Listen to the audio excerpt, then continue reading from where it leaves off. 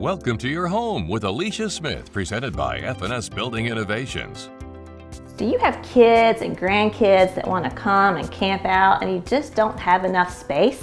If you have an unfinished basement area, we can transform that into exactly what you need for all your friends and family. So you might be asking, how many kitchens does one person need? Well, in this case, they needed 2. When all their friends and family come to visit, this downstairs full working kitchen makes it fabulous to have 2 places to cook, 2 places to eat, and when you need to send your family downstairs to take a break, here you go. In this area, there used to be some closets, which we removed, that enabled us to open up to a much larger living area.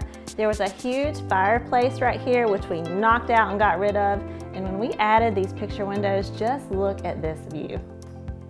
So about the only thing we didn't majorly change in this house was the bedrooms. But they got all new flooring, all new paint, and they're so pretty. But when you have bedrooms downstairs, you gotta have bathrooms. This extra bathroom turned out absolutely beautiful. With a large walk-in shower with a linen-style tiled wall and the pebble floor, it's classic and also gorgeous. So in this extra bathroom in the basement, we were able to tie it all together by running the LVP flooring that's throughout the rest of the basement into the bathroom. LVP is a luxury vinyl plank, which is a waterproof flooring material, so it works great in wet spaces and basement locations. This bathroom turned out so pretty. It's got a linen-style tiled wall with a pebble floor and pebble accent.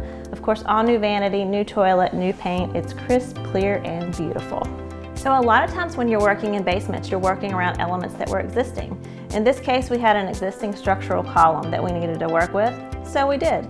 This nice eat-in space is perfect for people to gather and have a snack when they come in from the lake.